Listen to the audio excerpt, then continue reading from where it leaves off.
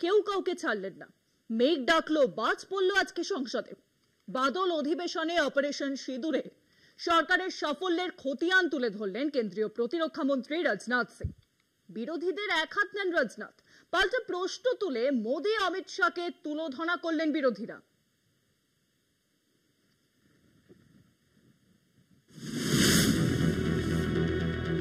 আগেই আঁচ করা হয়েছিল সংসদে অধিবেশন শুরু হলে অপারেশন সিঁদুর নিয়ে সুর চড়াবে বিরোধীরা।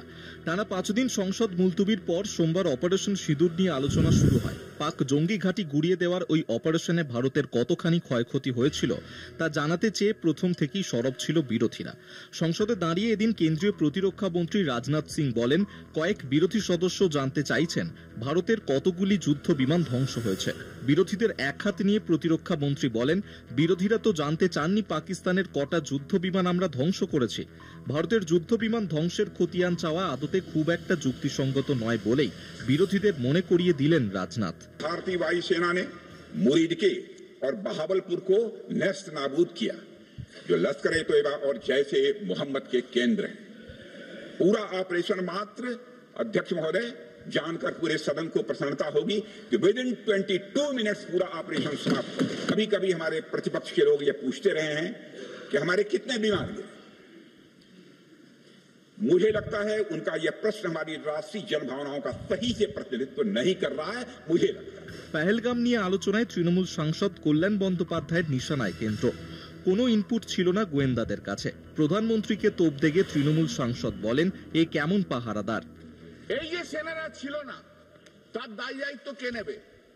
এই দায় দায়িত্ব নিতে হবে প্রধানমন্ত্রীকে, এই দায় দায়িত্ব নিতে হবে হোম মিনিস্টারকে। আপনি মাননীয় প্রধানমন্ত্রী, আপনি হাউসে বলেছিলেন 2014 সাল থেকে শুনে আসছি যে আপনি পাহারাদার, ভারতবর্ষের পাহারাদার। আপনি এমনই একটি পাহারাদার যে 4 জন টেররিস্ট ঢুকলো, গুলি করে মেরে দিয়ে 26 জনকে মেরে দিয়ে চলে গেল, টাক টাক টাক টাক করে বাইরে বেরিয়ে চলে গেল। বাহ, কি পাহারাদার আমার। ঋণের টাকায় পাক সরকার সন্ত্রাসবাদকে মদত দেয়, তারপরেও কিভাবে পাকিস্তান ঋণ পাচ্ছে, কেন মোদী সরকার সওয়াল করছে না, প্রশ্ন তুলে কেন্দ্রকে খোঁচা কংগ্রেস সাংসদ গৌরব গগৈয়ের। वर्ल्ड बैंक का जो $40 मिलियन आ रहा है, और ये पैसा किसको जाएगा? पाकिस्तान की नेतृत्व उनकी जनता या उनकी चुनी हुई सरकार नहीं, पाकिस्तान की सरकार का जो रिमोट कंट्रोल है वो पाकिस्तान की सेना के पास है।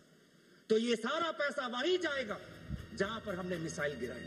অপারেশন সিঁদুর নিয়ে আলোচনা ঘিরে উত্তাল হলো সংসদ। বিরোধীদের হট্টগোলের মধ্যে লোকসভা অধিবেশন মুলতবির পর দুপুর 2টায় অধিবেশন শুরু হয়।